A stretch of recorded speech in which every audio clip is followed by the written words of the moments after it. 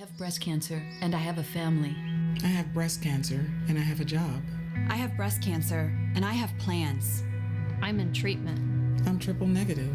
I'm metastatic. I'm BRCA positive. I'm new to this. I have breast cancer and I needed someone to talk to. I needed information. I needed help with my bills. I needed to know what chemo would be like. I needed to know I could do this. Living Beyond Breast Cancer is a national cancer organization Created by and for women with breast cancer. And those who love them. We provide support and advice, organize programs and activities to raise awareness and hope. I have breast cancer. And I have support. I have information. I have advice. I have breast cancer and I have hope. I have Living Beyond Breast Cancer.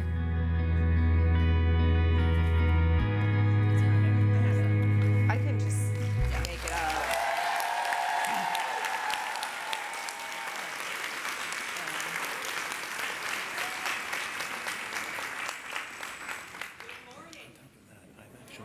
A long time ago.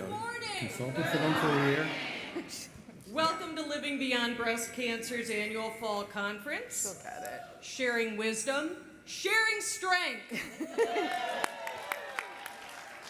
I'd like to say a big hello to both our in-person audience as well as those who are joining us via the web stream. Welcome to you all. Thank you for spending your day with us today, and we're glad you're here. I am Teresa Cole, and I am proud to be the board chair of Living Beyond Breast Cancer. My story with Living Beyond Breast Cancer began the same way most of yours did. I got the call about, you have cancer. I hung up the phone. I immediately went on the internet, and I found LBBC. And I took a breath because I found exactly what I needed. It was trusted, valid information. It was a community that understood what I needed, and most of all, it was hope. It was hope that there was something else after breast cancer, that this was not going to define me, that I was going to go on and do something different. So I lurked on LBBC's website all through my surgery, all through my treatment, and my recovery. And I finally got to the point where I realized I was in a position to give something back, and it was the only organization that I really felt a strong connection to. It was kind of like Goldilocks in a way. It wasn't too big, it wasn't too narrow-focused, and it wasn't too pink, which was important for me. So a few years ago, I was fortunate enough to join the board, and I have never had a more rewarding experience working with such dedicated staff and volunteers, and it truly has been a privilege to be the board chair. And I always like to joke that breast cancer took away my hair, my health, my peace of mind, but I took away a relationship with Living Beyond Breast Cancer. So clearly, I'm winning. I would like to thank our major sponsors of our annual conference, Lilly Oncology and AmerisourceBergen. And for our annual conference, we've worked for many years with our program partner, the Triple Negative Breast Cancer Foundation. Yes. They've helped us inform the programming on triple negative breast cancer and provide travel grants. So if you would please help me welcome to the stage Haley Dinnerman, the Executive Director of the Triple Negative Breast Cancer Foundation.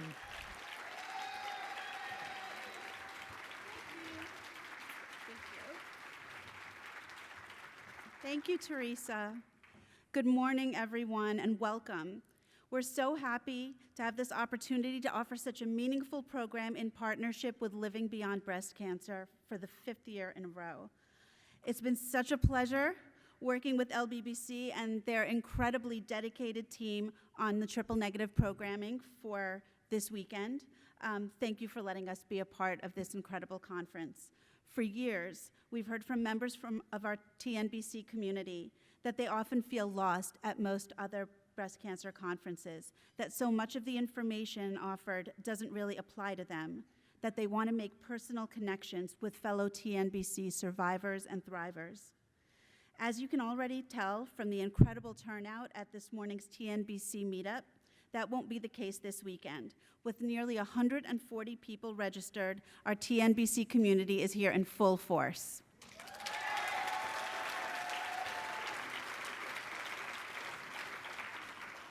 Together with LBBC, we've produced programming that applies specifically to you and awarded dozens of travel grants so that members of our TNBC community, their friends and family, can be here. Today, you'll have the opportunity to learn from experts in the field, but most importantly, you'll have the opportunity to learn from each other. There are so many women here today who are living with TNBC. In fact, nearly 35% of the pre-registered attendees are part of our TNBC community, and many of them are long-term survivors.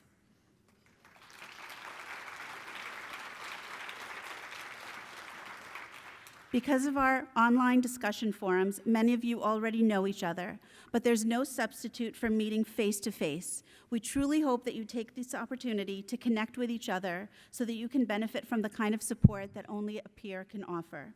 And remember, you are not alone.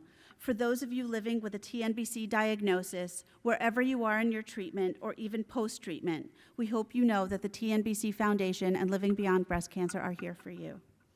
We offer many resources, so if you're not already familiar with the TNBC Foundation, we hope you'll visit us here today and online at tnbcfoundation.org. We have a completely redesigned website that's easier than ever to navigate and that can connect you with support and resources that you need. Finally, I just want to take this opportunity to thank all of you who participated and hosted events at last year's TNBC Awareness Month, which was in March. I'd like to share with you that once again, 100% of the funds you raised that month goes to support TNBC research. If you'd like to participate again this year, or if you'd like to participate for the first time, please join us at our booth and we can talk to you about that. And now it's my pleasure to hand this over to our longtime partner and the CEO of Living Beyond Breast Cancer, Jean Sachs. Oh, Haley, thank you. It's always great to do this with you. Good morning, everyone. Oh, I love that you're responsive. That's good for the speakers. You have a responsive crowd. Thank you, Haley. I have to say it has been a privilege and a pleasure to work with the Triple Negative Breast Cancer Foundation for several years. Something about Living Beyond Breast Cancer is we really do like to partner. I think something that everyone is really aware of is there are a lot of breast cancer organizations. We're often asked, why don't you work together? And I feel really great that when it makes sense, we work together. So thank you so much. And I know Haley really brought attention to the triple negative community, but I know there are many of you here today who are ER positive, HER2 positive, and living with a metastatic diagnosis. So I want to make sure you know that information will be here for all of you. That is very, very important. So welcome to everybody. I do want to just take a second to tell you a little bit about Living Beyond Breast Cancer, because some of you may be newer to the organization. We are a national nonprofit. Our mission is to connect people impacted by breast cancer with trusted information and a community of support. So those are our two pillars. If you come to Living Beyond Breast Cancer, whether it is a day like today, or you go onto our website, or you read something, you can feel confident it's been medically reviewed, consumer reviewed, and it will be accurate and tailored to you. And I don't need to tell any of you that breast cancer has become very complicated, so you want to find information that is relevant to your particular situation. So we work really hard to make sure you're able to sort through it and find it. And equally important to us is community, because we know information is really important, but if you can't connect with others and share with others, it is very lonely. So this conference is sort of our mission in action, but there's lots of ways to stay connected, whether it's calling our helpline, joining our closed Facebook page, attending a webinar or a live webcast meeting. So please stay in touch with us. We're not going away after today. We are here all the time. I think it's always helpful for the speakers to sort of just know who's in the room today. Sorry that the live stream audience can't participate, but I think it would be really great if we could have anyone who was diagnosed in the last year stand up so we can see you and welcome you.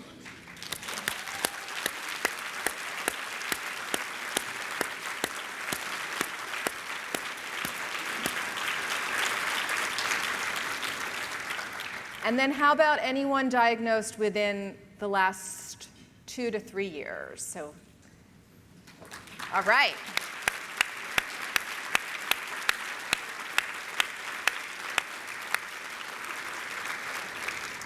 And then how about 4 to 6? All right.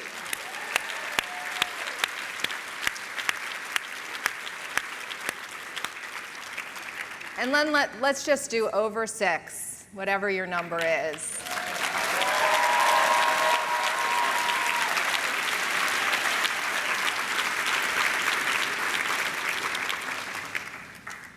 And how about all of those living with metastatic breast cancer? Let's just pay a special tribute to all of you.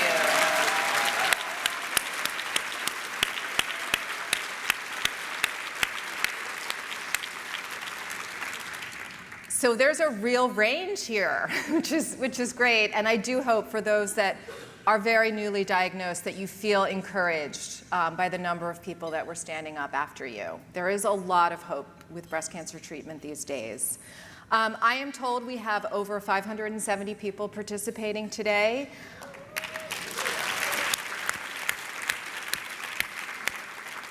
I know many of you traveled to get here, and many of you benefited from a travel grant. At Living Beyond Breast Cancer, we know that not only is a diagnosis an assault to your health, it's also an assault to your finances, and the gift that keeps giving, right?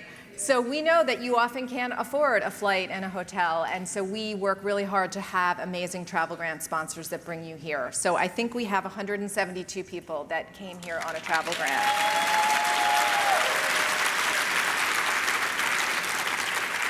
And that really does show the diversity of states that are represented. I know they're as far as Hawaii, Oregon, California, Nevada. There's always several Canadians that join us, which is great.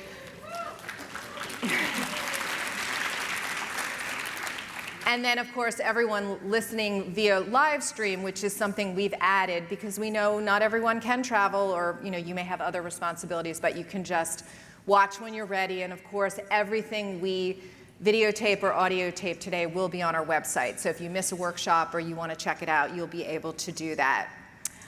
Before we start the program, I just really want to thank my staff, who works incredibly hard to make these programs work.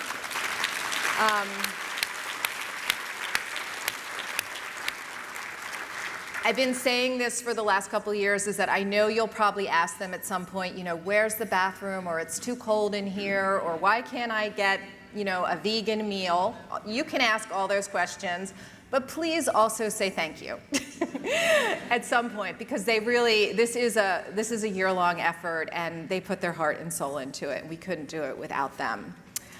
So this morning's plenary, you're going to hear from 2 really distinguished, incredible medical oncologists. We're so lucky to have both of them.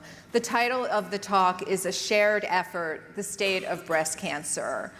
So you'll get to hear from both of them for about 15 minutes, and then we'll hopefully have nearly an hour to answer questions. We really want to answer as many questions that you have. The way you're going to ask your questions is via text. Whether you're watching via live stream or whether you're in the room. So we'll make sure that number is up, and you can start texting whenever you're ready. You don't have to wait until the program is over. So I'm going to let you know the 2 speakers you're going to hear from, and they'll just come up.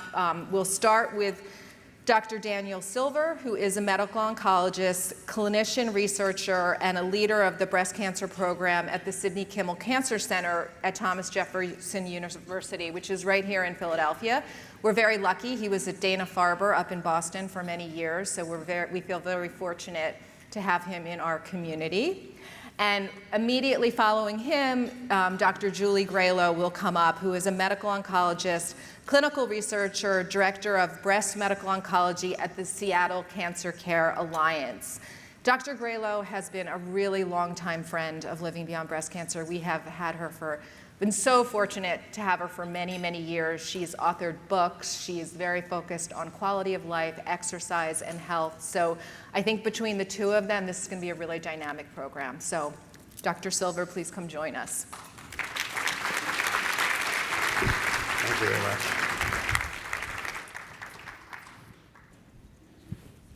Good morning. Wow, that does work. So thanks so much to Living Beyond Breast Cancer, Ms. Sood, Ms. Guglielmino, I tried to get it right, Ms. Sachs, for the kind opportunity to speak to you today, and for all of you who chose to spend a glorious day here with us in Philadelphia. For those of you from out of town, it's important to know that the weather is always like this in Philadelphia. For those of you who are from in Philadelphia, don't tell them the truth. Okay.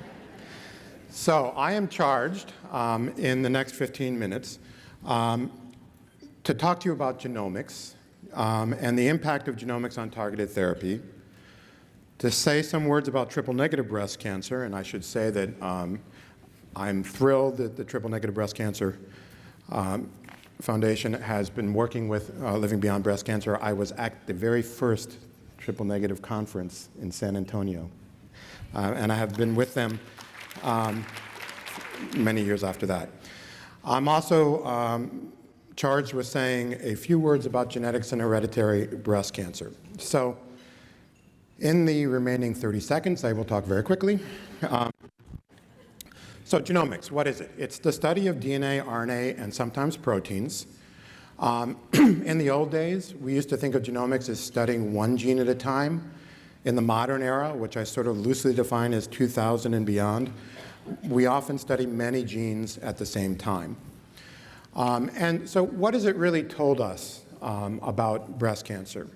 Well, I'd like to tell the story that the very first study, which looked at large numbers of tumors and looked at which genes were on and which genes were off and the pattern of ons and offs, was actually published in the year 2000 by Chuck Peru and his colleagues, Brown and Botstein at Stanford. And that pioneering gene expression study, the first one in any human tumor type, looked at about 100 breast cancers. And it categorized them by which genes were on and which genes were off. And the big news was all the hard work that we had done before the year 2000 was actually right. It actually showed that, broadly speaking, there were 4 kinds of breast cancer. There was low-grade, slow-moving ER-positive breast cancer. There was high-grade, faster-moving ER-positive breast cancer. There was HER2-amplified breast cancer. And there was triple-negative breast cancer. And to some extent, that was very gratifying, that we had gotten it right, and that when we looked at what genes were actually on and off, everything fell into place the way we thought it was going to fall into place. It also taught us a few other things. It, at first glance, looked like all the triple-negative breast cancers were similar.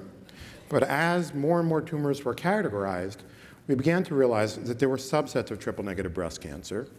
And now we realize that there's at least one very clinically distinct subset called the luminal AR-positive subset of triple-negative breast cancer, which we're working very hard to see whether or not we can develop targeted therapies specifically for that kind of breast cancer that seems to work very differently from the rest of triple-negative breast cancer.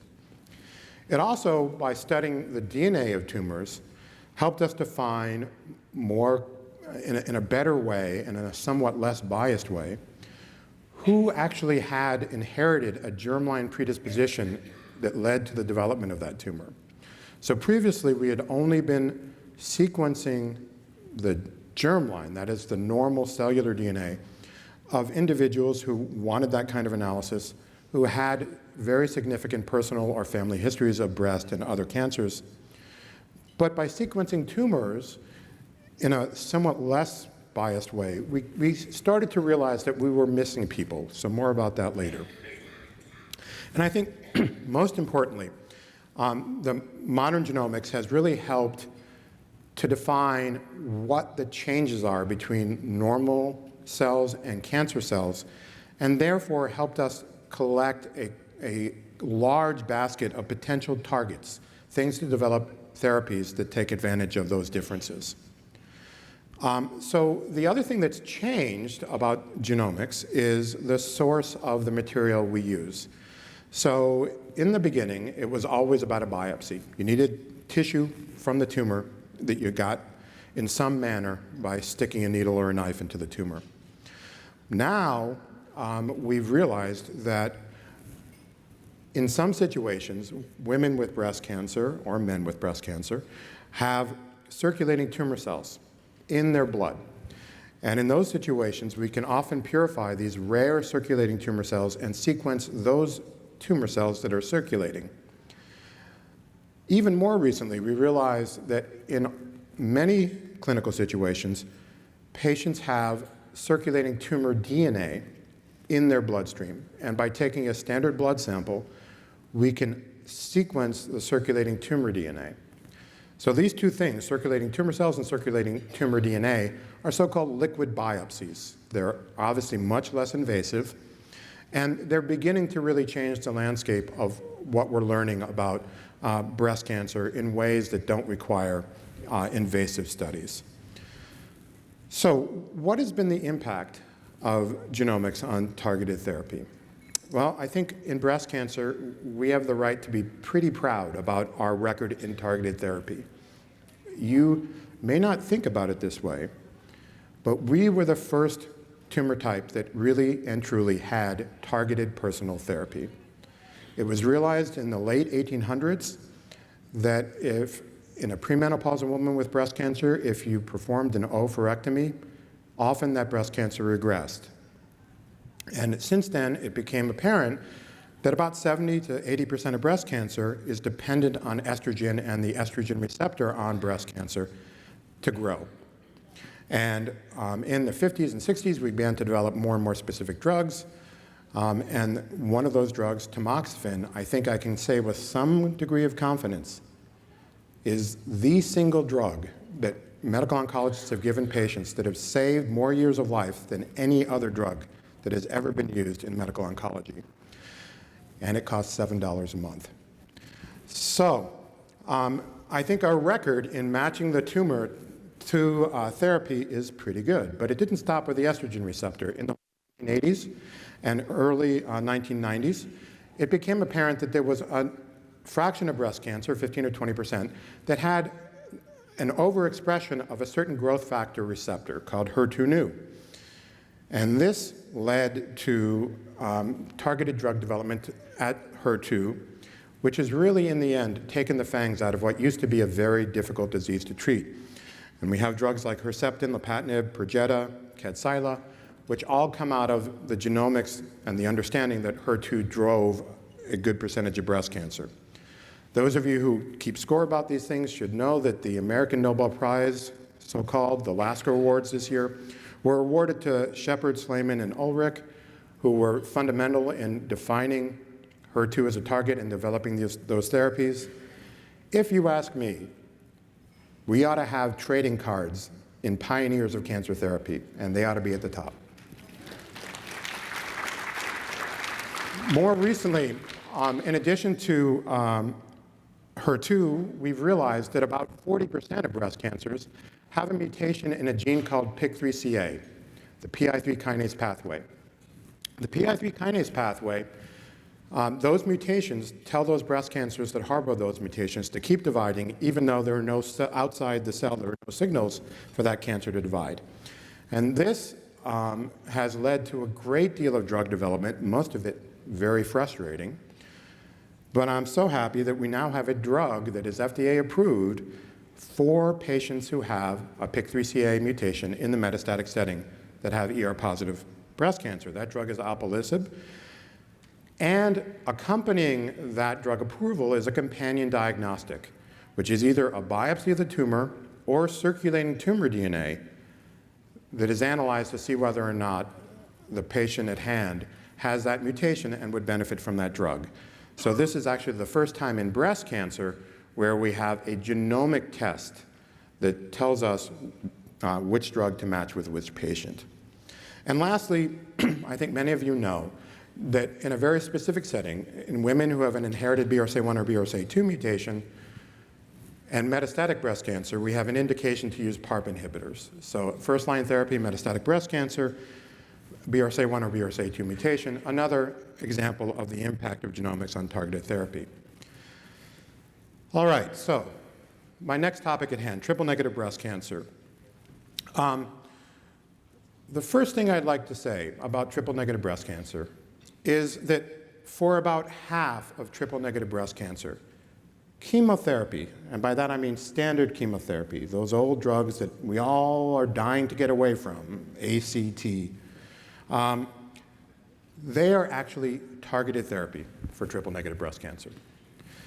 Work that I've been involved in, my colleagues in Boston, my colleagues here in Philadelphia, and all over the world have shown that about half of triple-negative breast cancer has a defect somewhere in the DNA repair pathway related to BRCA1 or BRCA2, but not necessarily in those genes. And that defect makes those cancers particularly susceptible to chemotherapy. And so we have come to realize that this is very effective chemotherapy for about half of triple-negative breast cancer. And we've come also to realize that if we, in the early stage disease that hasn't spread beyond the breast or the armpit on the same side, that by treating these patients before surgery, we get a very good idea of how well they're going to do. And so we've realized that if most of the cancer is killed by chemotherapy before surgery, so-called neoadjuvant chemotherapy, then those patients will do very well. We've also come to realize that that's a very good indication to run clinical trials with. So if there is a better response and more complete pathological response by adding a new drug into the mix of the usual chemotherapy, we're working towards improving our chemotherapy and tailoring it even more. And part of the work that I've been involved in over the years, and Steve Isakoff, who's one of your speakers at one of the breakout sessions, has been the use of platinum drugs to add to standard chemotherapy. We're not quite there yet, but I think there's reason to be hopeful that by adding platinum drugs to the usual chemotherapy, we might do even better. We've also come to realize that we can do more for those women who don't get a good response to chemotherapy given before surgery. We've realized that there is now a role for a standard other chemotherapeutic, oral chemotherapeutic drug, capecitabine, after chemotherapy if patients don't have a good response, and we're actively researching other alternatives. We're also actively looking at whether or not PARP inhibitors have a role more generally than just BRCA1 or BRCA2. And in the early stage disease, there are many trials looking at the addition of immunotherapy, which, if those of you who are interested in this, has become like a spice. There are people who will add relish to peanut butter and jelly. There are people who will add immunotherapy to anything. And I think, I make light of that, but the truth is we don't know enough about who responds and who doesn't to ignore any possible use of immunotherapy, and it's being looked at quite widely, appropriately. In the metastatic setting, platinum drugs have come into use as a result of a lot of modern work, PARP inhibitors, as I mentioned, in BRCA1 and BRCA2, and the first indication, FDA-approved indication for immunotherapy in patients who have a molecular indication that the tumor is actively suppressing the immune response, so-called PD-L1 immunoreactivity. In the first-line metastatic setting, there is now an FDA-approved immunotherapy, atezolizumab, Tecentriq, the other name, in conjunction with a taxane that has shown a dramatic improvement in overall response rates. And there are many other trials ongoing to look at immunotherapy. I want to mention briefly another drug. It's an antibody conjugated to a toxin, which called sacituzumab. This drug has had a very high rate of response in the late metastatic setting. Response rates, clinical benefits rates of 45% in settings where most oncologists would expect response rates of 5 or 10%. So we're very anxious that sacituzumab will soon enter the armamentarium, not FDA approved yet, but hopefully soon. many more new agents coming down the pike. So that's all I'll say about triple-negative breast cancer at the moment, but I do want to mention, again, a breakout session at 11:30, led by my old friend, Dr. Steve Isakoff, who knows as much about triple-negative breast cancer as anybody else on the planet, and he's tall and handsome, so there's another benefit. Future promise of genetics, well, I want a magic wand.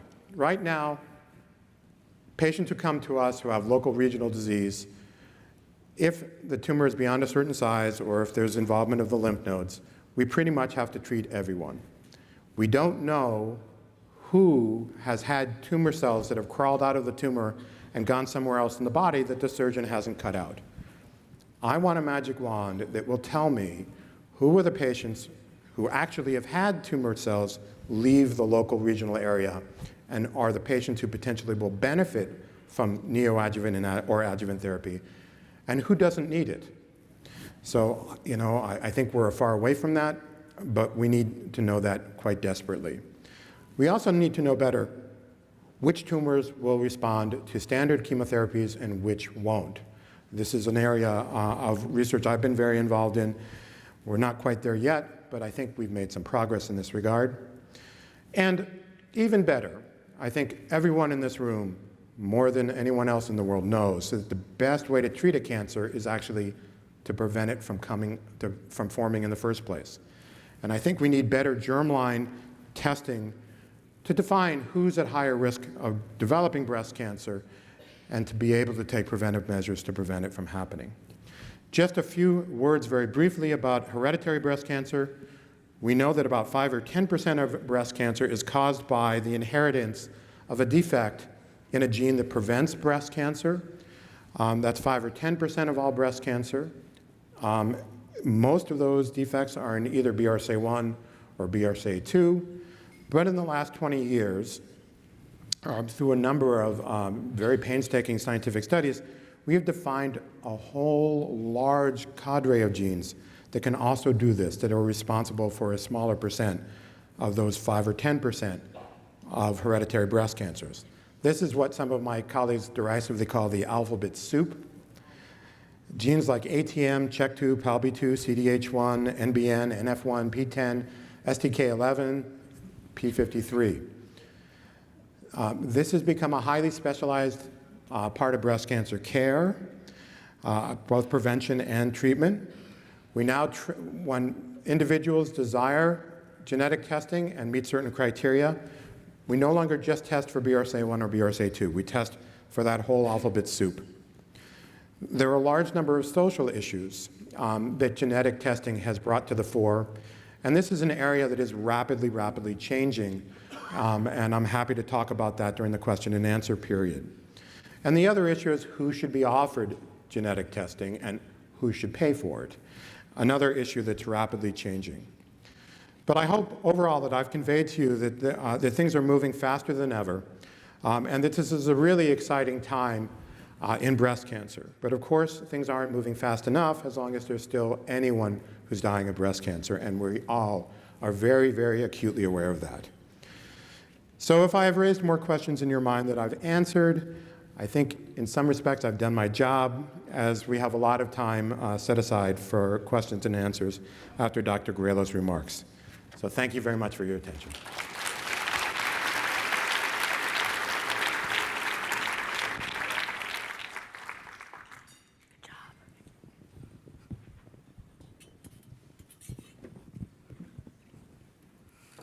Good morning. I'm Julie Gralow. I'm a medical oncologist. I'm based in Seattle, so I had a little farther to travel than Dr. Silver. I'm going to talk about some aspects of breast cancer that kind of tag on to all the genomics, genetics, targeted therapies that you've just heard about. So I hope you got the message from Dr. Silver that the current trends in breast cancer treatment are better targeting, individualized approaches, and resulting in better outcomes. But some new trends include de-escalation of therapy, late recurrences, and the late effects or collateral damage of treatment. And I'm going to touch on some of these. When we have a newly diagnosed breast cancer or a new recurrence, we have a choice of many different treatment pathways. And the choice of treatment is based on tumor factors, like the estrogen receptor staining that you see on this slide. It's based on patient factors, age, menopausal status, et cetera. And it's based on factors related to the therapy, the cost and availability of the drug, the toxicities of the drug, whether it's given orally or intravenously, et cetera. So with respect to patient factors, age and menopausal status absolutely comes into play when we talk about treatment options. And this slide shows that the age of diagnosis of breast cancer. There are many young women in this room, and the fact is that breast cancer is the most frequently diagnosed cancer in women of reproductive age. And 25% of breast cancer patients in the US are premenopausal at diagnosis. So even though the average age of diagnosis is close to 62, so that means half of breast cancers are diagnosed before that and half after that, breast cancer absolutely occurs in young women. And in young women, we've got a lot of different issues. We've got the issue of delay of diagnosis because mammograms aren't as effective, as sensitive in young, dense breasts. And we've also got the issue of a lack of awareness on the part of the healthcare community who thinks breast cancer doesn't happen in young women, and sometimes on the part of patients. We have tumor differences. More high-grade, more aggressive, more estrogen receptor negative breast cancers occur in young women. We have patient differences, which can include the impact psychosocially of the diagnosis. So the role of the function of the patient in home, in their relationship, at work, sexuality and fertility issues that might not occur in older women. And then the longer term effects, because hopefully you go through treatment to live out your normal life, but with the impact of all of those treatments. And pregnancy after breast cancer is, for some young women, a big issue. And we've got lots of pieces to consider when we look at future fertility. First of all, it should be mandatory, and it's too often forgotten, that we discuss the risk of infertility that comes along with chemotherapy, for example, and that we offer fertility preservation options up front at the time of diagnosis before beginning treatment.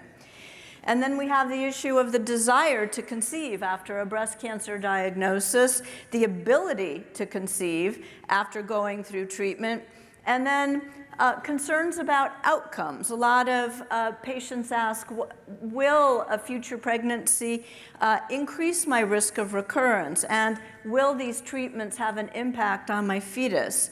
And then if I do want to go through a pregnancy after diagnosis, what's the timing? Do I have to finish all of my endocrine treatment, which now is certainly 5 years and out to 10 years, or can it be interrupted? And if we interrupt it, what's an optimal time to do that? We've got studies going on looking at 18 to 24 months into endocrine therapy stopping to attempt to achieve pregnancy. So we've got a lot of work going on to better define that. Now, I mentioned the de-escalation of therapy. And I'm just using HER2 as an example. Dr. Silver mentioned that this used to be an awful, aggressive diagnosis to have HER2-positive breast cancer. And now, with HER2-targeted therapies, the survival rates are really quite good. So we may be hitting a ceiling on effectiveness in HER2-positive disease. And the question is, can we back off on our treatments, still get the same outcomes in terms of recurrence and survival, but decrease the toxicities? So this is a trial that's fairly far along in development.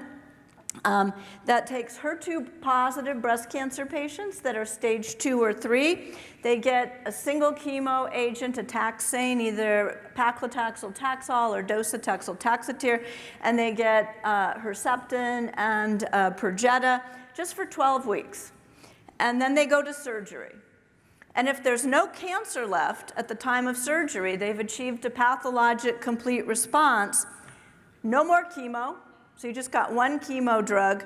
And in this particular trial, they continue the HER2 antibodies for a year. So that's de-escalation, because in stage 2 and 3 breast cancer, the standard would be to give more than just the taxane chemotherapy. And another part of this trial, though, is kind of an escalation.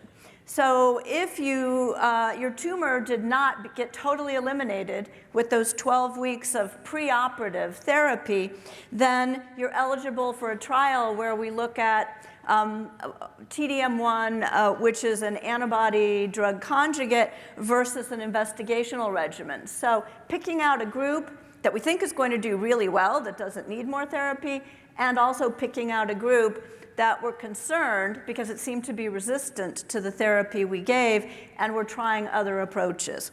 And for those of you who are triple negative, I'll tell you that within SWOG, the clinical trial group that I serve as an executive officer for, we're designing a similar trial for triple negative breast cancer as well. So what about late recurrences? In estrogen receptor positive breast cancer, about half of recurrences happen in the first 5 years, and the other half happen over the rest of your lifespan. So while recurrence is more common in the first 5 years, you still have, over the next decades, about half of your risk of recurrence. So we have work going on for strategies to reduce these late recurrences. And what we need are trials that are targeted at individuals and tumors that are high risk for a late recurrence, and incorporating new biologic data like you heard about, the genomics, et cetera, new diagnostic modalities, finding circulating tumor cells or circulating tumor DNA years out. Does that mean that there are some cells hidden there that we can't see otherwise? And then newer treatments. You'll be pleased to know that this impact of the late recurrences has caught the attention of the National Cancer Institute, and a planning meeting was held earlier this year, and the topic of it was identification and treatment of patients at risk for late recurrence, meaning after 5 years of ER-positive breast cancer, and a series of trials are being developed in order to address this, because we all know, and I know there are some in the room, people whose breast cancer came back at 10 years and 15 years, and that's what we're trying to address.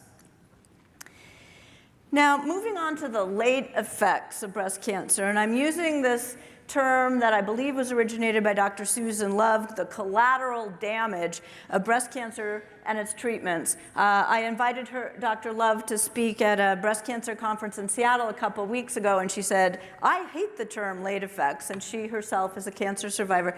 I said, well, what do you want us to call it then? And she said, call it collateral damage.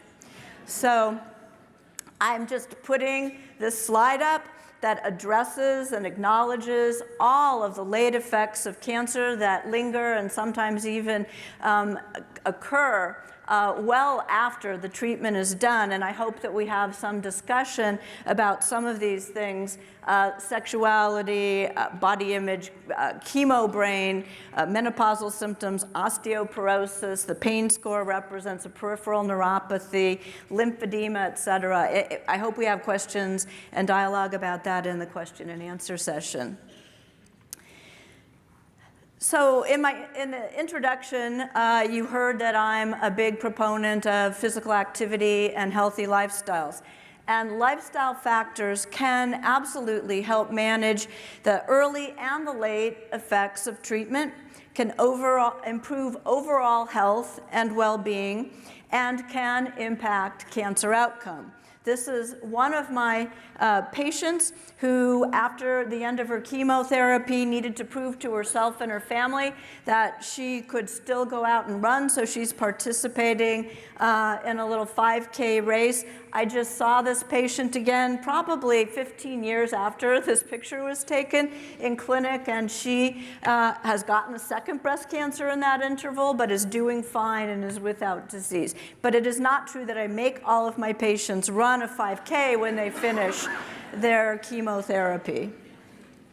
So this is a nice review article that I just point out to you because it looks at lifestyle modifications for patients with breast cancer to improve prognosis and optimize overall health. And this review article says physical activity has the most powerful effect of all lifestyle factors on breast cancer outcome. It can reduce breast cancer deaths by about 40%, and it is recommended by the Centers for Disease Control and others that we get about 150 minutes per week of physical activity. So that would be just the walking at a brisk pace. If you run, get your heart rate up faster, you can do less. But less than 13% of breast cancer patients actually attain this goal. So I believe exercise should be part of the treatment plan. It has benefits to physical health, including improved healing and recovery from surgery, decreased lymphedema, higher energy levels and less fatigue. It helps with weight loss, or at least prevention of weight gain. It can be associated in studies with decreased nausea, less pain, and in the end, less heart disease and osteoporosis, because we hope we live long enough to get those, right? It has benefits to emotional health. Studies have shown that, that exercise can help with body and self-image. It can decrease anxiety, improve social interaction, give a better sense of control. Exercise is something you can control, and a lot of the pieces of breast cancer and its treatment you can't control.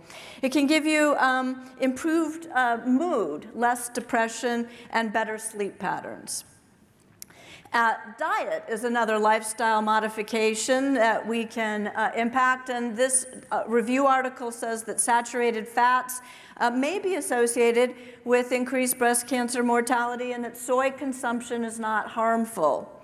With respect to weight, patients who are obese and those who smoke have a higher risk of recurrence.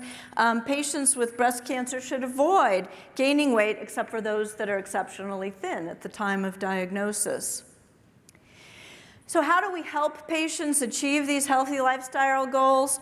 Well, this is an old study in a nursing journal that did a study on exercise and found that patients who received exercise recommendations from their physicians exercised significantly more than patients who received no recommendation.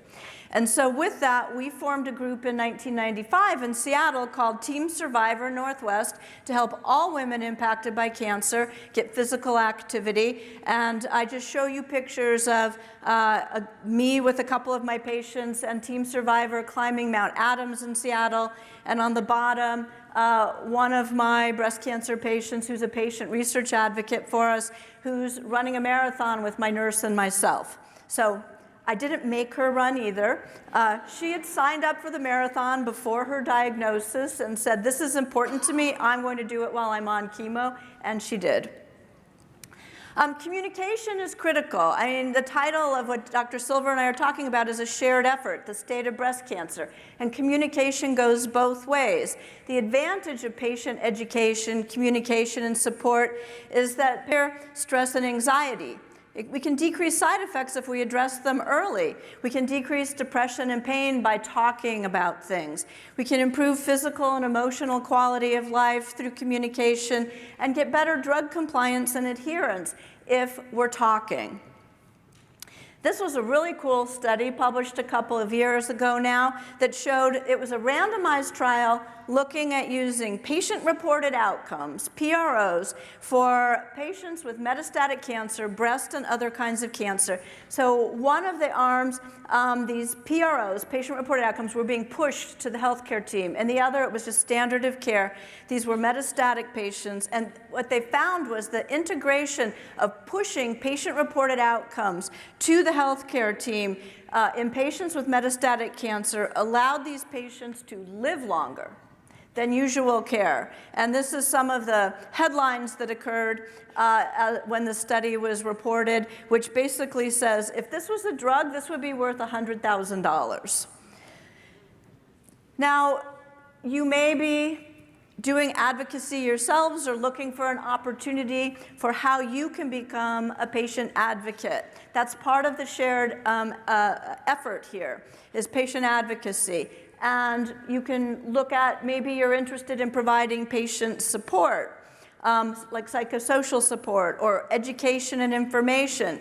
You might be interested in being a research advocate or an advocate interested in political activity. So these are all options for you when you hit a right place and you think about, maybe I want to give back. I want to help others who have been impacted by this disease.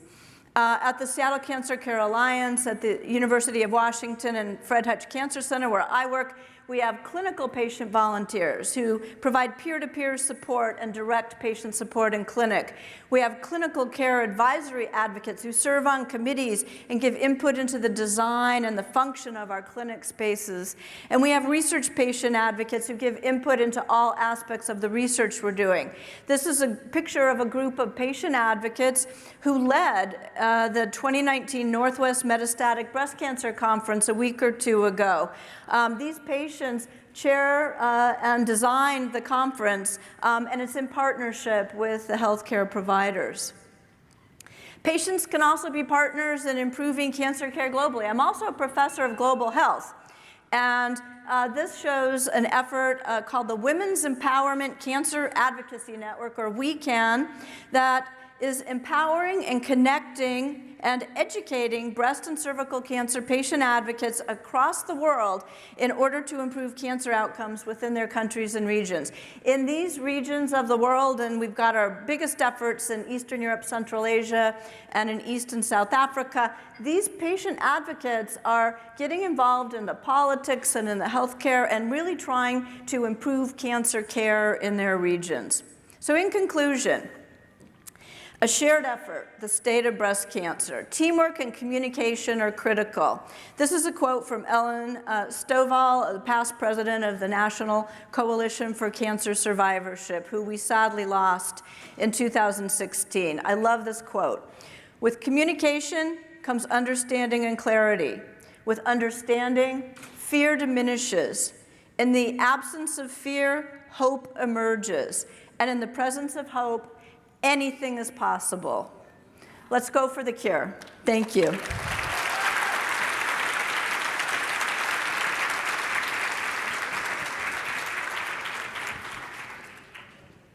you want to be in the middle? Where do you want to be? Thank you so much, both Dr. Silver and Dr. Gralow. Again, as I said, we are so fortunate to have them here. I know the questions are coming in rapid fire, but I just want to remind everyone that Dr. Gralow mentioned many ways to get involved in advocacy, and I do want you to know that Living Beyond Breast Cancer has lots of different ways for you to connect. So feel free to talk to my staff, but we have a program called Hear My Voice, where we engage women living with metastatic breast cancer. We have a program called Young Advocates, which is part of our Young Women's Initiative. We actually have a grant from the CDC. We're very proud to have that.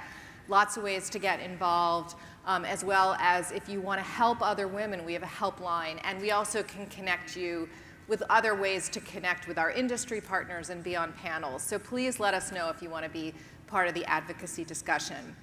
So we're going to get right to the questions. I was sort of eyeballing them quickly, so I'm just going to ask two really easy ones so we can check them off our list.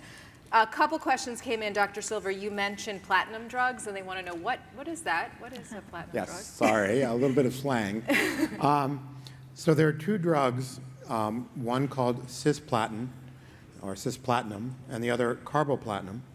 And they were drugs that were developed quite early in the history of cancer therapy. They are standard chemotherapy, the kind of stuff that causes nausea and hair loss and all of that.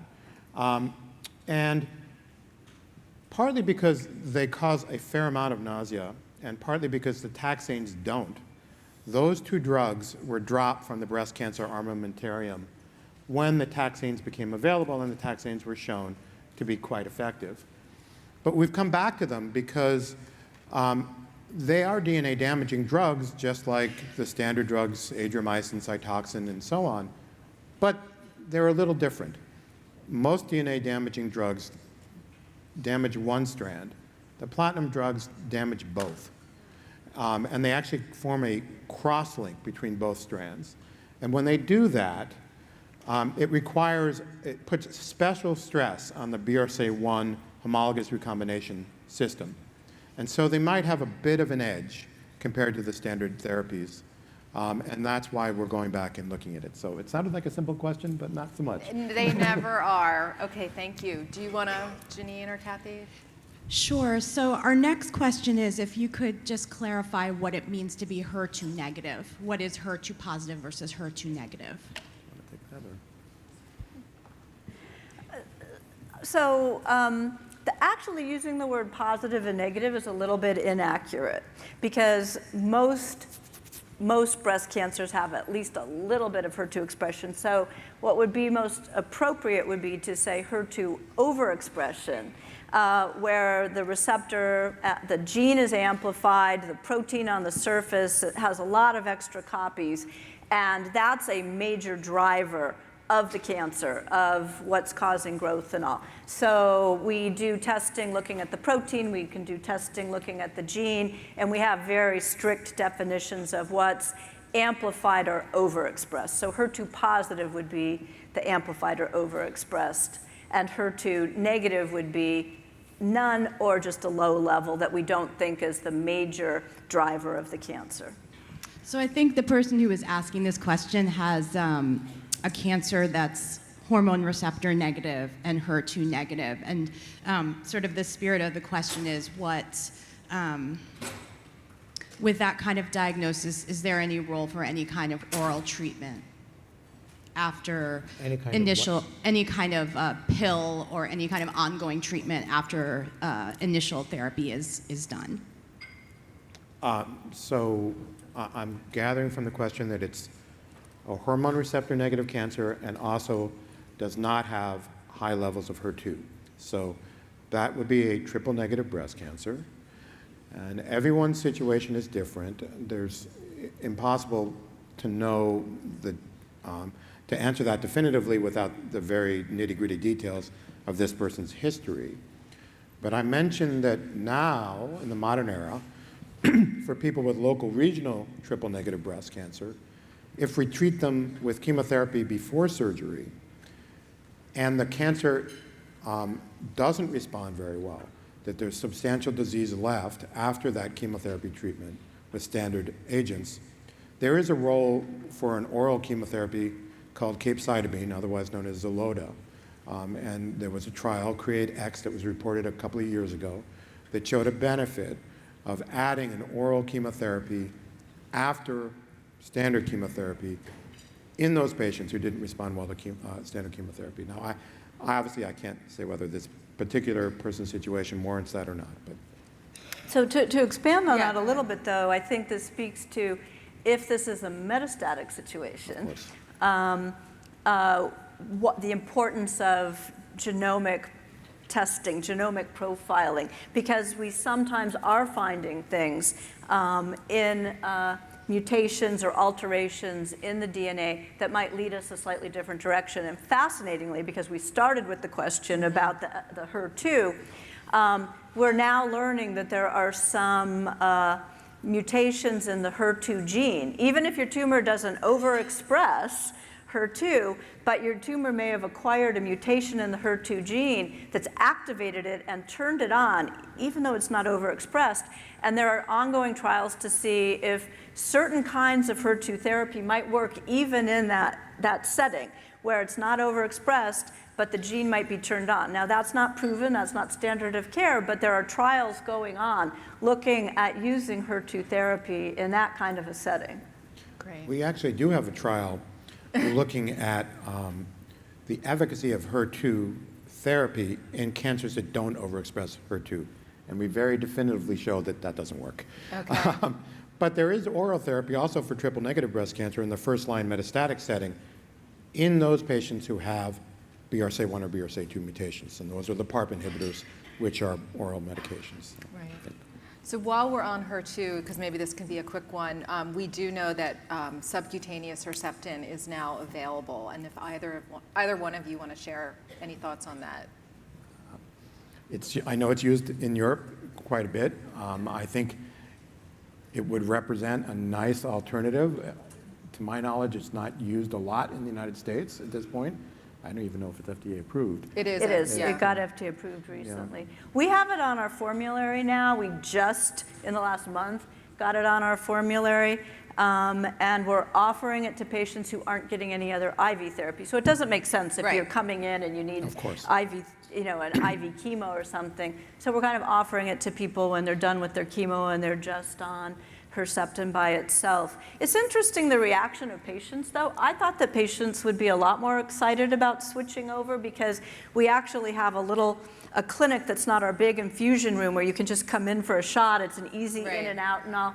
And some patients have loved that idea, and others have said, oh, I'm getting my port accessed anyway. I've got a known thing. I've got my pattern down, so why would I switch? So it's been interesting in the first month that I've been able to offer it to my patients that some were really enthusiastic about switching over and some weren't. Right. No, but I wanted to bring it up for those that it is available now. So for people that want to have that convenience, as you were talking about quality of life, that is something you could talk to your doctor about. Right. Go ahead. Another question we're getting from different people is if you could talk a little bit about the profile of a person or a cancer that is more likely to recur late in the setting of having hormone receptor positive breast cancer. What might that high risk cancer look like? So the fact is that we've looked hard at trying to define a population who is in this late recurrences risk group.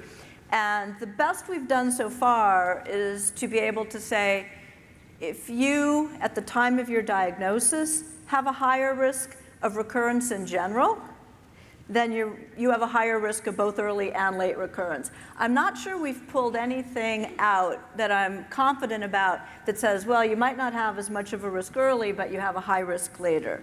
So I think it's really important up front to assess what the risk of recurrence is anticipated to be, either by some genomic profiling tests or just by grade, ER status, progesterone receptor status, et cetera. And if you had a high risk up front, we give you the best therapy we can to address that risk, but that higher risk will remain. We're looking at, are there some assays and things that could predict for later recurrences. But right now, the ones that predict for late recurrences also predict for early recurrences. But by and large, those cancers that do recur late are ER-positive breast cancers. The problem is to figure out which ones. Right. I appreciate you mentioning that, because another question that we've gotten from a couple of people is, after treatment for early stage triple negative breast cancer, what are some practical things that they can do to reduce their risk for recurrence? Are there things that they can do? Well, I think Dr. Gralow sketched out a lot of things that reduce recurrence. Exercise is one that's been shown. One thing that we haven't touched on much is alcohol. So we know that 2 drinks or more of alcohol per night is a breast cancer risk factor in general. We also know that women who have had breast cancer who drink 1 drink a night or more have a higher risk of recurrence.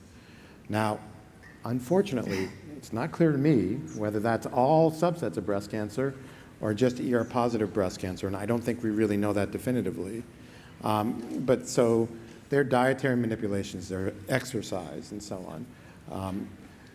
The other thing that always comes up in patients' minds is, should I be getting routine blood tests? Should I be getting routine imaging studies, CT scans or PET scans? And like a lot of things that medical oncologists do, we've studied that. And we've taken women who have been through the initial treatment of breast cancer and randomized them into two groups. One with very close follow-up that included monthly blood tests and scans, and one with no monthly blood tests and no scans, and just checking in with your medical oncologist every 3 months and then eventually every 6 months and so on. And in the end, there's no benefit to doing routine blood tests and routine imaging. So ASCO guidelines, American Society of Clinical Oncology, suggest, basically say very strongly that there is no role for routine blood tests or imaging. So that's not part of the routine care of a patient. Now that's not to say that if you have symptoms that are concerning, that they shouldn't then trigger investigation. They should. That's part of the normal course. I'm going to play the devil's advocate here, though, because I don't think it's quite that black and white, and say that we actually don't know in the current era, in 2019, with the kinds of treatments we have and all, that earlier detection of a distant recurrence doesn't matter. Because everything Dr. Silver said is true, absolutely true. But the big studies that are kind of advising these guidelines were done in the 90s. And we had very different therapies. And so if an earlier recurrence was found, the only endocrine therapy we really had back then was tamoxifen. And now could you switch to, we have a whole bunch of other endocrine agents, and we didn't have the HER2 therapies, and we didn't, So while everything that Dr. Silver said is true, and it is true that our guidelines say don't do blood work, don't do imaging unless there are symptoms, I think we really should do the trial in the modern era, and we should be including things like these liquid biopsies that might find a really early recurrence of some tumor DNA floating around, and you can't see it anywhere. But if we have relatively non-toxic treatments we could start or switch to, like endocrine agents, like HER2 therapies, well, could we test that? And I really think that with the current treatments and the current imaging modalities and the current blood tests and things that we're exploring, we haven't tested the question of whether an earlier detection of recurrence could get more cures. When we give all this, what we call adjuvant therapy in early stage breast cancer, when we give chemo, even though we don't see any cancer left, when we give endocrine therapy, even though we don't see any cancer left, we're actually treating what we think is microscopic disease, right? And because giving those therapies reduces recurrences and deaths, we are curing metastatic disease that we can't see. So at what point do we go from microscopic disease to, that we can only see under the microscope, to metastatic disease that we can see on scans? Where is the cut point where we can't get cures anymore? So I think we need to do the studies, but it's going to be a big study and a lot of effort.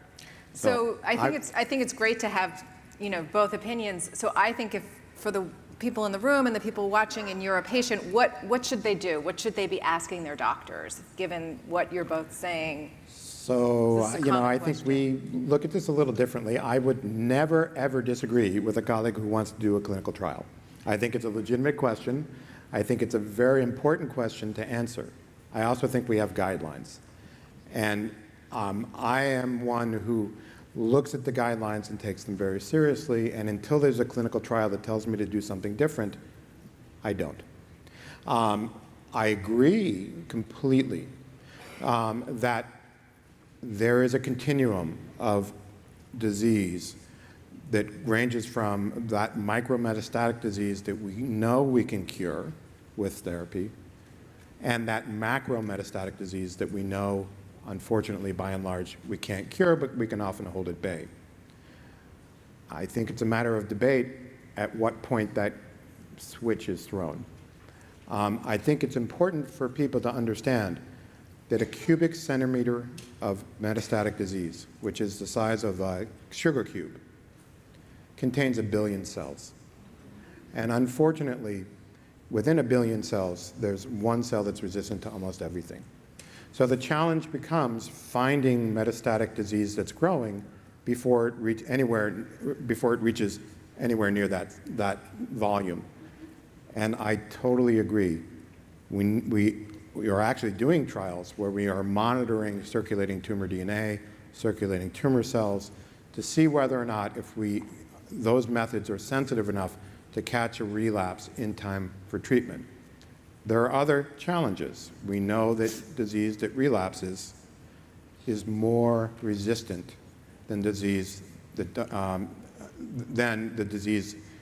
when first diagnosed, because unfortunately, by and large, when it relapses, it means it's already survived the treatment we've given it. So it remains a challenge. And for those reasons, I follow the guidelines at the moment. So what can a patient do? So first of all, I think understand your risk, and especially with the genetics piece.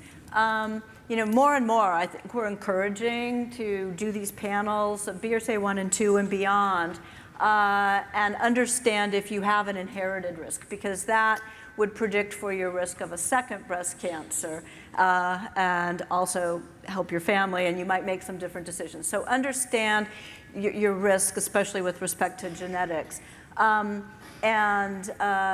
And then the healthy lifestyle recommendations, I mean, they're good for your overall health. So, sure.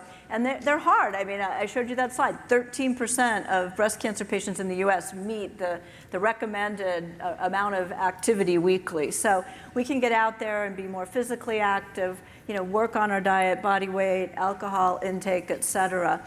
And then be educated and be aware. And, it is impossible to draw the line between the classic aches and pains and things that happen as we age and in our daily life and an early breast cancer recurrence. I don't know how to tell any of my patients to distinguish them, but if there's something that's kind of new, different, you can't explain it, you've got a new back pain and it wasn't because you were just, lifting heavy boxes, just communicate, talk to your healthcare team, and have them help you sort out if these symptoms, if it's something that's different, it's not going away, just ask about it, Yeah, and I think that's sometimes hard, especially for women, but pay attention to how you feel. So I know we have a lot more questions. I see Janine nodding. So we actually, as we were talking a little bit about clinical trials, someone texted in with the question, if you have triple negative breast cancer and say you do not qualify for an immunotherapy clinical trial, that's what this particular question was about. Is that something that you would have a conversation with your doctor about potentially taking that medication as not part of the clinical trial, and how would you make that kind of decision as a patient? So the question entails, should someone try to get immunotherapy who doesn't qualify for immunotherapy or an immunotherapy trial? Yeah. Yes. Yeah. And I think the spirit here is that there's some reason they don't qualify for the trial, but every indication is that it's an appropriate trial for them to participate in. Well, so, I understand the frustration. And believe you me, I understand quite well that people feel that that access to something which has been shown to be efficacious is, in a life and death situation potentially, is so difficult. But I hasten to say that trials have entrance criteria for reasons. They're not just random. Sometimes, pre-existing rheumatological conditions, sometimes pre-existing other conditions disqualify.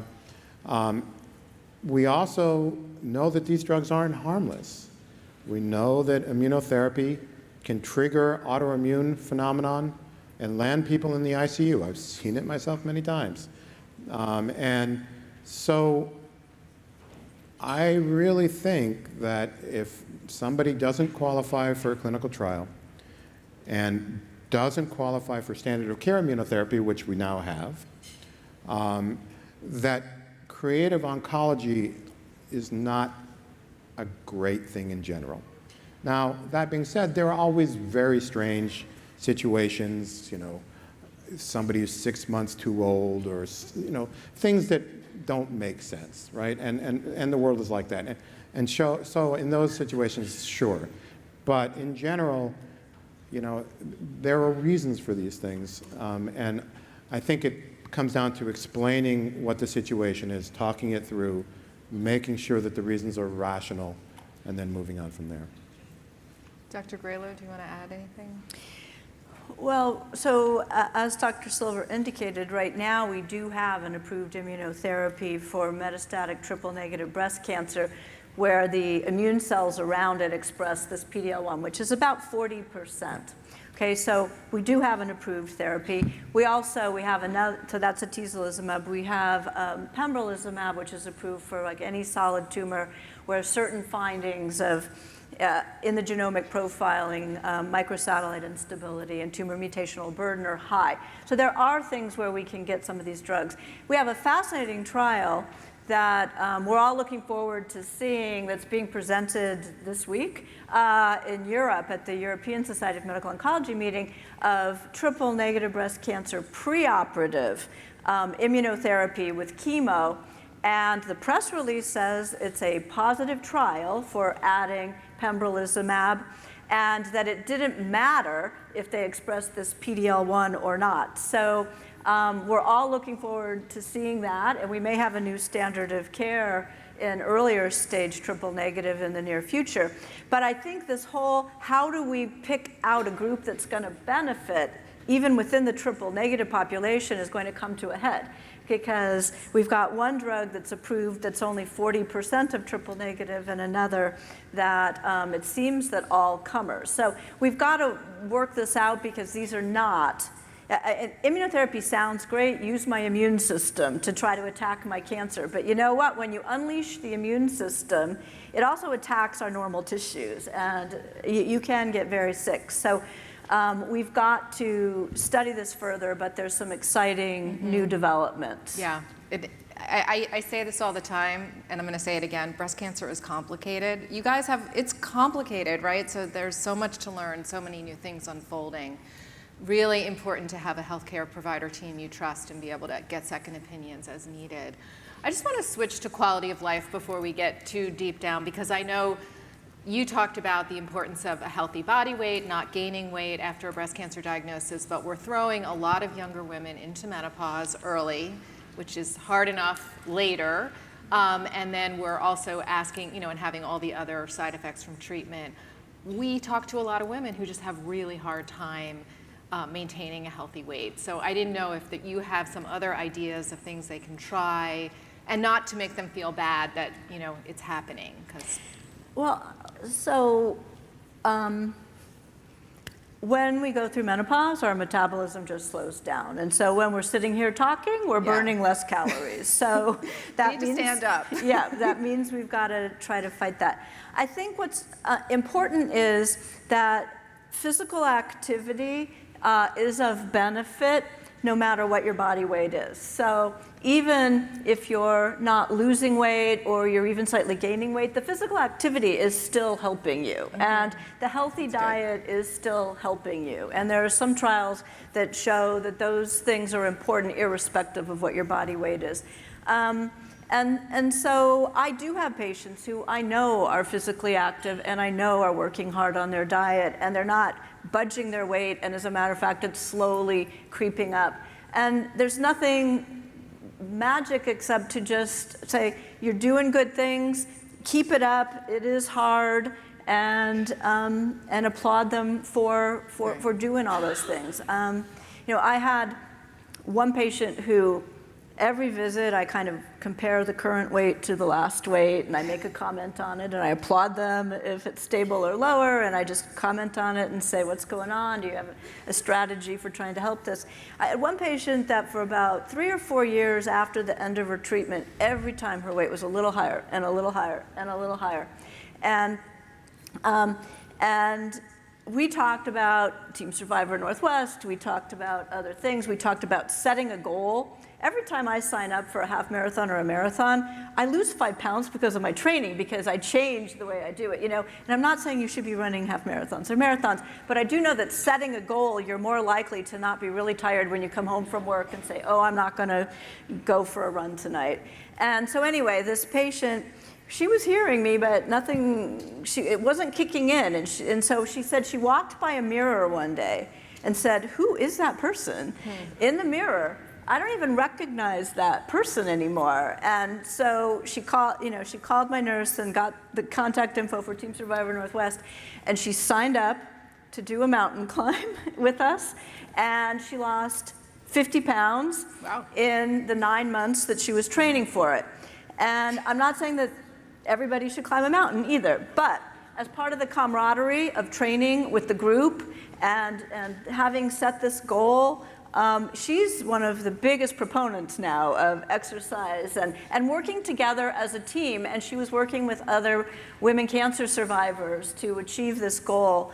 And she was one of the patients in that picture with me when we were climbing Mount Adams. Right. So for some people, though, that's way out of the realm of possible, but just working hard and pushing yourself a little bit to take the next step in terms of your exercise, your diet, et cetera, you're still doing good things, even if your weight's not budging. Okay, yeah, it's frustrating, I know, for a lot of women. Yep. Janine? We have a couple of related questions. One person, actually a couple of people have asked why it isn't standard to send someone for physical rehabilitation after a diagnosis and treatment for breast cancer. So we've gotten a couple of that question. That's a great question. And if you had a heart attack, your insurance would pay for cardiac rehab. When you are diagnosed with cancer, insurance doesn't pay for a cancer rehab program, and I think it should. I mean, it will pay for certain things. So this is where I would take the power of patient advocacy. I heard the applause. I didn't intend to pause there for applause, but you guys can push and push and push, and push your healthcare facilities. I mean, we opened a new cancer center in 2001, and that's our Seattle Cancer Care Alliance. And I was pushing at the time, starting in '99 when we were designing it, to have a wellness center that had a big expanded physical activity and nutrition and psychosocial and naturopaths and acupuncture and massage and all that. Well, I didn't get it when we opened in 2001, but now there's increasing research and increasing data showing the benefit of all this. So we're designing an expansion that'll double the space of our clinic, and we are working hard on how we're going to incorporate a big wellness program and a wellness center into it.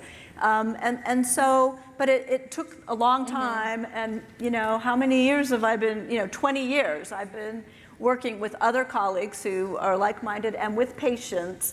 But it was really the patients saying to, when they filled out the form, saying, we would really like a naturopath, or we would really like to get acupuncture, or we would really like more of an exercise facility, not just the classic physical therapy, but the ability to do more, get more guidance on it. It was really the patient feedback that led our leadership to accept this, plus the research that went along with showing the benefit, both of those.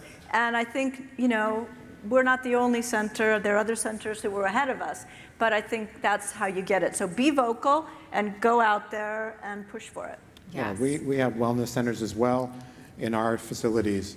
I think that advocacy is a huge part of this. I also think that participation in clinical trials that demonstrate that it makes a difference is also critical. The more clinical trials that show that this works, the harder it's going to be for insurance companies to keep this off the docket.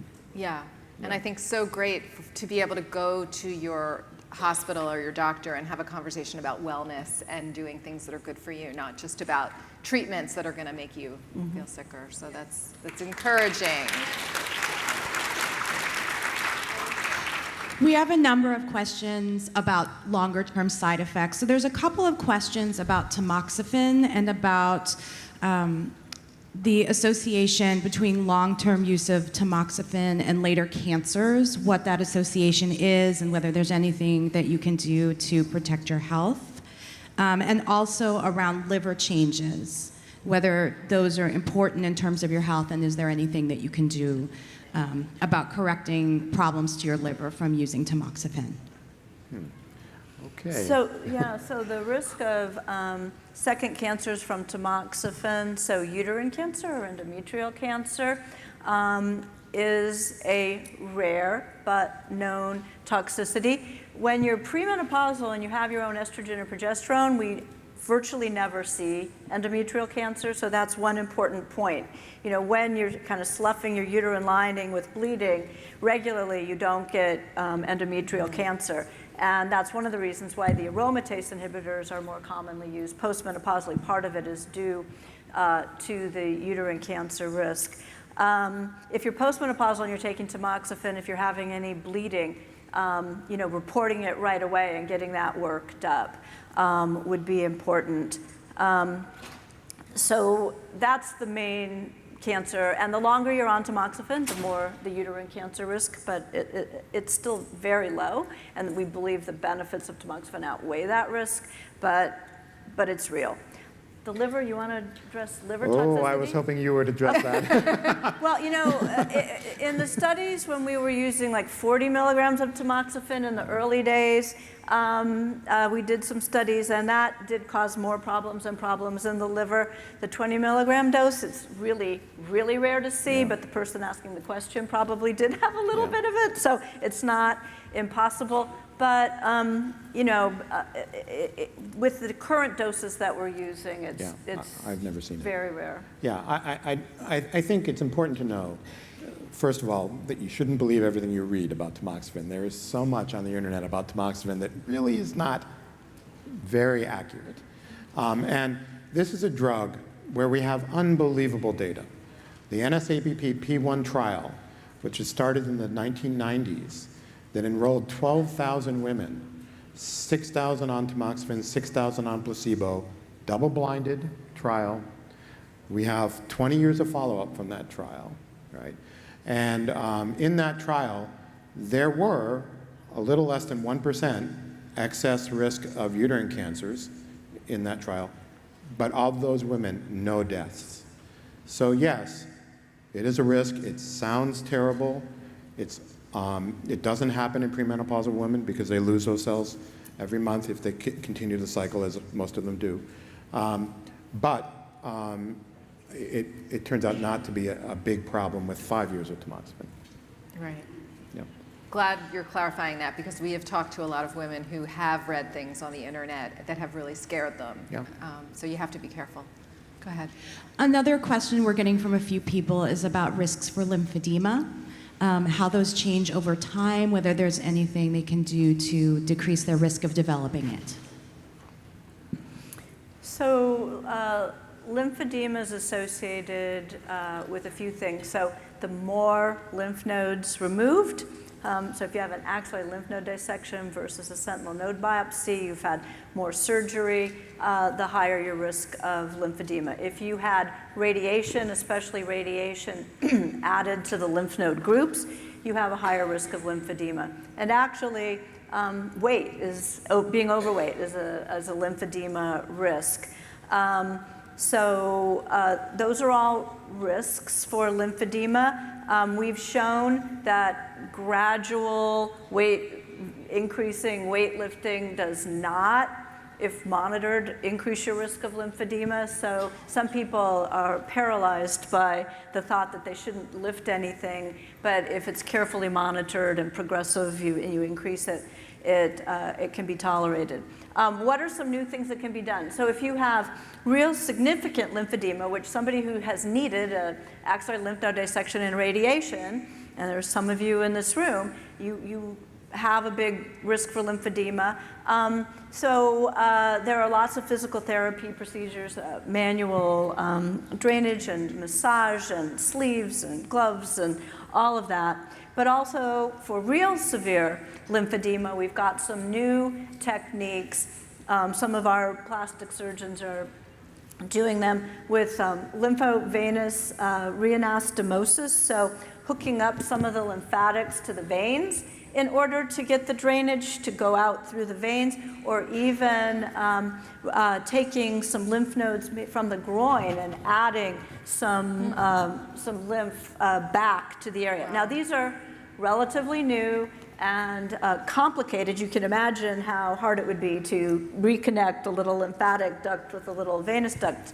But but they are options, especially for patients with severe lymphedema, and probably only at specialized centers. Right, that's fascinating. Yeah. So I think also important to know that this is also an area where de-escalation is taking place, that we're trying to figure out who really doesn't need a completion dissection, even though they may have had some cancer on their sentinel lymph node biopsy. So again, of course, the best way to treat lymphedema is to prevent it, and so de-escalation trials are really afoot to try to figure out, try to limit the risk, and then all of the things that Dr. Gralow said in terms of management. Yeah, I guess the other thing, because there was part of the question was later occurrence of lymphedema. So infections that you get in an arm where the lymph drainage isn't 100% can stimulate a new onset of lymphedema, for example. So just being really aware, if you've been pruning your roses and you get a little prick and then it starts to get red or something, to get that taken care of right away. Because if an infection sits in and you're not draining it well, that can set you up for a permanent lymphedema. Yeah, it's very scary. Go ahead, Janine. Thank you. Another question we've gotten from a couple of people is about links between breast cancer treatment and developing diabetes. Can you talk about what some of the risks may be for developing diabetes as a result of different breast cancer treatments? The only breast cancer treatment I can think of associated with an increased risk of diabetes or high glucose is alpelisib, the new PI3 kinase inhibitor, where that's a very common side effect. Other than that, I don't know of any breast cancer treatments that increase your risk for diabetes, although we are studying a diabetes drug called metformin, and the whole insulin glucose pathway to see if that could impact risk of recurrence based on some lab and early data. Do you know anything more? Well, so I think in general, we've talked a little bit about the fact that standard of care breast cancer treatments tend to cause women to gain weight, right? So in that sense, if women gain on average 5 or 10 pounds during their course of adjuvant therapy, they're certainly going to have a higher incidence of diabetes, and we've talked about the importance of trying to maintain weight and so on. Alpelisib causes a treatment-associated hyperglycemia, but when you stop taking the drug, it's not associated with a continuance of diabetes. Right. Thank you. I appreciate you adding that, actually, because a number of people were texting while we were having our conversation about exercise and saying, I wish doctors would just say, we gain weight from some of the drugs that were given to treat our breast cancer, and it's so frustrating. So I'm just wondering if the two of you could speak to that. Wow, well, you know, I tend to think of breast cancer as a huge experience, a huge life-altering event. And people interrupt their usual routines. They often, during the course of their active treatment, cut out a lot of their usual activities of daily living and really are focused on this, which is completely understandable and appropriate. But, you know, they tend to be less active, and I know from personal experience, when I'm anxious, I eat, and there's nothing more anxiety-provoking than the kind of experience that breast cancer patients go through. And lastly, we sometimes give drugs like steroids that don't help either.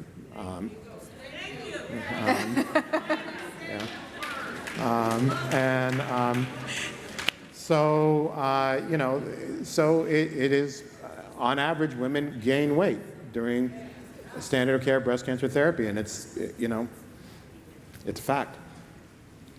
Yeah. And it's something we definitely know and talk about at LBBC and try and provide some support for you, because we know it's extremely frustrating. Yeah. Let me just say that steroids are very helpful. They're very good anti-nausea drugs. So, I mean, I understand they have side effects, and sometimes they're very difficult, and sometimes it doesn't work. But so we have time, I think, for one or two more questions. So I'm going to ask one of the popular ones, which is whether sugar feeds cancer growth. In short, no. Yeah.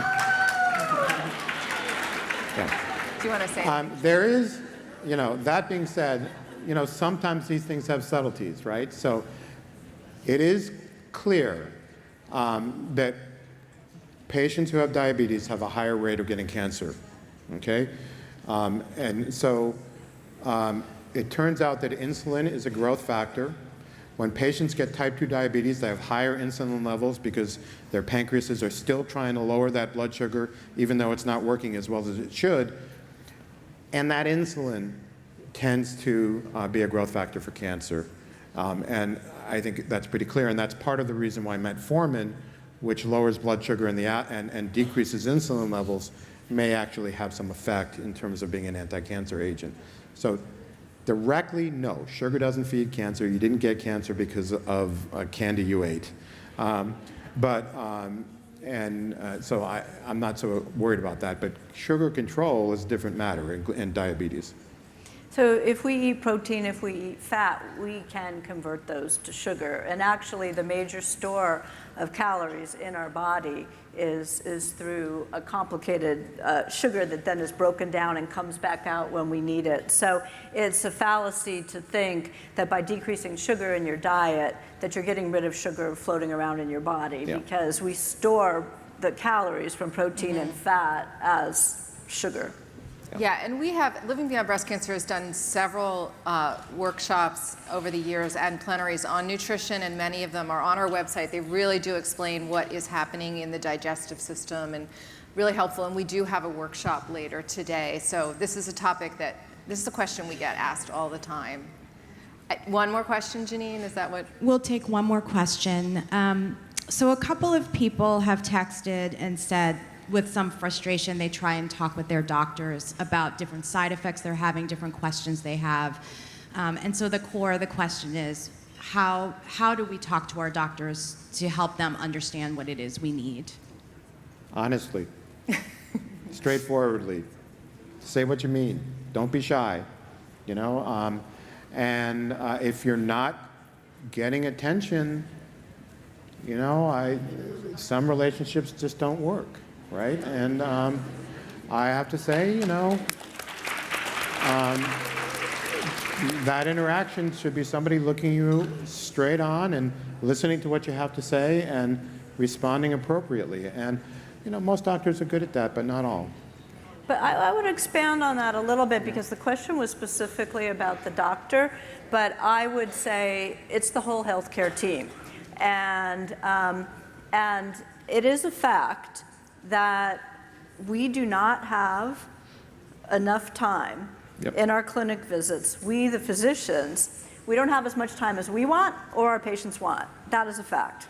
And that is just the way it is. But I have an excellent nurse practitioner and a nurse and a social worker and a nutritionist and a whole gigantic team who also can help with addressing these questions. And so it shouldn't be expected that it's only your doctor that you talk to, but that you have a whole team available to you to get your questions answered, and that team is there for a reason. It's because we can't rely just on one physician to be able to take care of all of the needs of a patient. Right. Yeah, very true. Well, thank you both so much.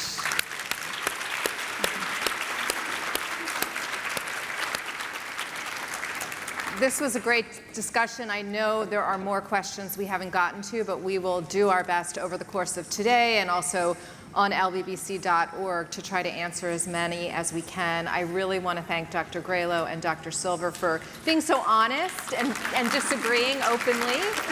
That's great. Dr. Silver will be doing a Facebook Live soon, specifically on genetics. We didn't ask a lot of genetics questions, but we have a bunch. So please, if you're on the live stream, switch over to Facebook. At 1 p.m. on Facebook Live on Living Beyond Breast Cancer's page. And if you're here, you can watch that happening live. The next live stream program will be at 11:30 on triple-negative breast cancer. So thank you all so much, and enjoy the small break we're giving you.